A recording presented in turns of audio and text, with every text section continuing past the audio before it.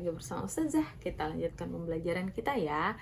Tadi kita sudah belajar tentang perkembangbiakan hewan. Nah, hari ini kita akan membahas tentang muatan PPKN, yaitu penerapan nilai-nilai sila keempat Pancasila. Nah, sebelumnya kita sudah membahas tentang penerapan nilai-nilai dari sila ke-1 sampai sila ke-3. Sila ke-1 itu ketuhanan yang Maha Esa, sila kedua kemanusiaan yang adil dan beradab, dan ketiga persatuan Indonesia. Hari ini kita akan membahas sila keempat Pancasila, yaitu kerakyatan yang dipimpin oleh hikmat kebijaksanaan dalam permusyawaratan perwakilan. Di sini sila keempat itu mengandung makna pemerintahan dari rakyat, oleh rakyat, dan untuk rakyat dengan cara musyawarah untuk mencapai mufakat. Nah, di mana maksudnya di sini adalah pemerintahan dari rakyat. Jadi pemerintahan itu dijalankan dari rakyat itu sendiri, oleh rakyat, dipilih oleh rakyat itu sendiri, dan untuk rakyat. Kepentingannya pun untuk rakyat. Dilaksanakannya dengan cara apa? Yaitu dengan cara musyawarah. Bagaimana musyawarahnya? Yaitu dengan voting atau pemilihan. Makanya kan kita melakukan pemilihan umum. Nah, itu cara musyawarahnya. Musyawarah adalah suatu upaya bersama dengan sikap rendah hati untuk memecahkan persoalan guna mengambil keputusan bersama dalam penyelesaian masalah.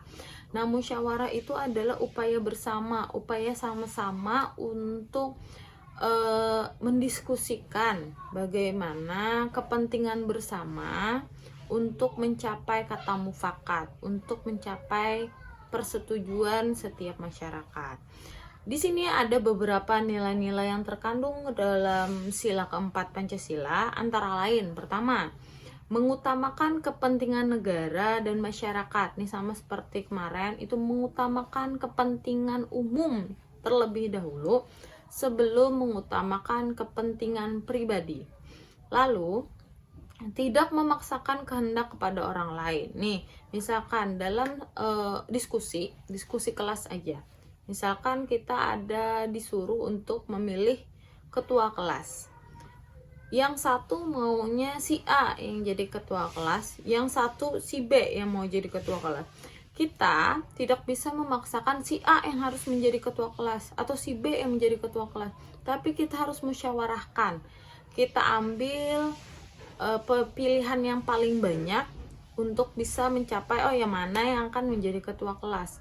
Makanya tadi kita tidak bisa memaksakan kehendak kepada orang lain.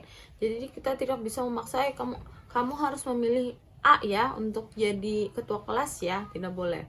Jadi harus sesuai dengan kehendaknya masing-masing.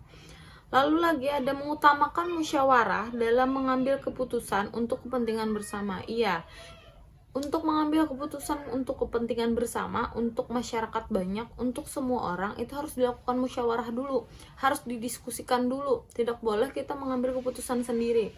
Walaupun misalkan kalian yang menjadi ketuanya, kalian tidak boleh mengambil keputusan sendiri, tapi kalian harus mendiskusikan dulu kepada anggota-anggota kalian. Gimana caranya biar keputusan ini bisa diterima oleh semuanya, baik itu ketua dan anggota.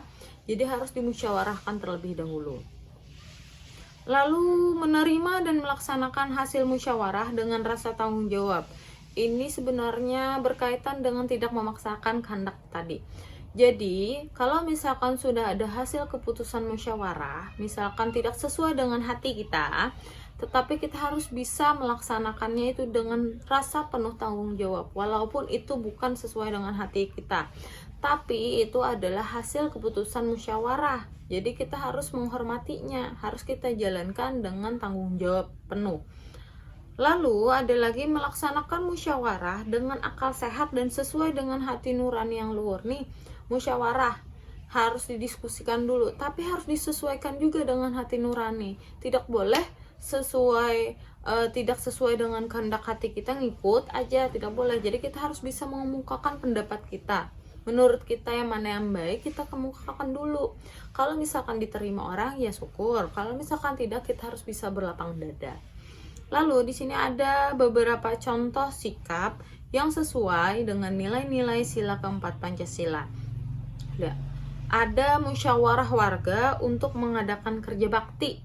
Nah, ini musyawarah warga untuk mengerjakan kerja bakti ini, contohnya misalkan pada saat dia mau mengerjakan kerja bakti, jadi ketua RT misalkan memberikan diskusi musyawarah kepada warganya untuk misalkan membagi tugas kah, ada yang membersihkan selokan kah, ada yang mencabut rumput, lalu ada misalkan membersihkan dahan-dahan yang sudah layu misalkan. Nah, itu didiskusikan terlebih dahulu supaya tugas-tugasnya itu sudah tertata. Lalu yang kedua adalah diskusi kelas bersama teman sekelompok. Nih paling sering kalian lakukan. Diskusi kelas bersama teman sekelompok, misalkan itu kalau misalkan ada proyek pekerjaan, misalkan ustazah memberikan tugas misalkan kepada kalian, misalkan membuat karya seni misalkan, kata ustazah terserah kalian mau buat apa, kalian harus diskusikan dulu kalian mau buat apa. Jangan cuman satu orang aja yang memilih, misalkan mau bikin kapal misalkan, yang satunya lagi mau bikin robot. Kalian harus bisa memberikan masukan, oh kalau misalkan bikin kapal itu sulitnya di sini, lalu mudahnya di sini, kalau bikin robot itu seperti ini. Nah, baru nanti dirembukan yang mana yang paling sesuai untuk kalian. Apakah kalian itu bisa mengerjakan itu? Bisa kalian ambil salah satu karyanya. Nah, mungkin itu saja ya penjelasan dari Ustazah. Semoga bisa dipahami. Assalamualaikum.